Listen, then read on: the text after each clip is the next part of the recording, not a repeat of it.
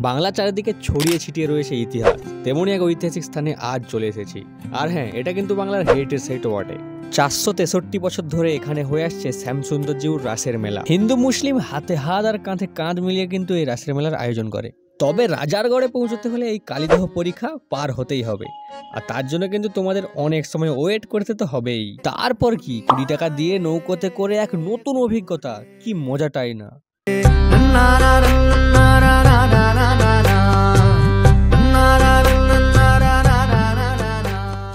তবে এই জলে একসময় ছাড়া থাকতো হিংস্র কুমির, দস্যুদের হাত থেকে বাঁচার জন্য। তবে এগুলো আজ আর নেই।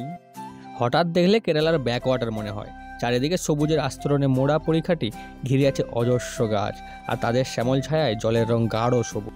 প্রায় 15 মিনিট কালীদহ পরীক্ষা ঘোরার পর এই গড়ের মাঝে নামিয়ে দেওয়া হয় কিন্তু সবাইকে।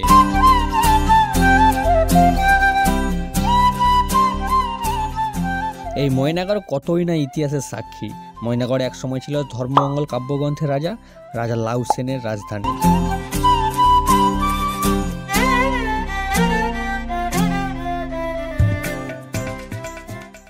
তারপর আমি ভাবছিলাম, এই গড়ের তো রাজা নেই, যদি আমাকে করা হয় একদিনের জন্য কেমন হয়। সেই সময় সাহেবদা এসে বলল, কি এত ভাবছিস, চল বাড়ি যেতে হবে। আরে দাঁড়াও, এখনো অনেক কিছু দেখার বাকি। এই গড়ের মাঝেই রয়েছে রাজবংশের কুলদেবতা শ্যামসুন্দরজিউর মন্দির। এই শ্যামসুন্দরজিউকে নিয়েই তো রাসের মেলা।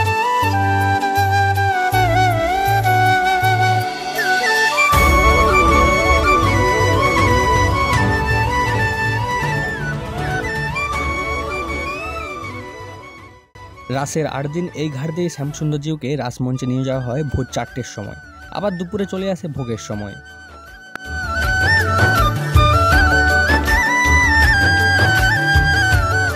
আর এই কারণেই তো আমাদের ময়না আমাদের মেদিনীপুরের সব থেকে বিখ্যাত ঐতিহাসিক স্থান। 2006 সালে হেরিটেজ সাইটের তকমা পেয়েছিল এই ময়নাগড়। স্থানীয় একজনের কাছ থেকে জানতে পারলাম, এই কাঁঠাল গাছটা প্রায় 200 বছরের পুরানো। আমফানের মতো বড় বড় ঝড় সহ্য করেছে গাছটা, তবুও এর কিছু হয়নি। আর রাজবাড়ির পূর্ব দিকে রয়েছে 8 চাল বিশিষ্ট লোকেশ্বর শিব মন্দির। 1909 সালে এটি নির্মিত হয়েছিল। মন্দিরের গায়ে রয়েছে টেরিকোটার কাজে পরিপূর্ণ। লোকেশ্বর শিব ওপর থেকে প্রায় 15 ফিট নিচে রয়েছে। এইভাবে অনেক স্মৃতি নিয়ে আজ বাড়ি ফিরছিলাম, তোমাদের সাথেও শেয়ার করলাম যতটা সম্ভব। তবে ময়না আসবে আর কদমা নেবে না, সেটা হতেই পারে না।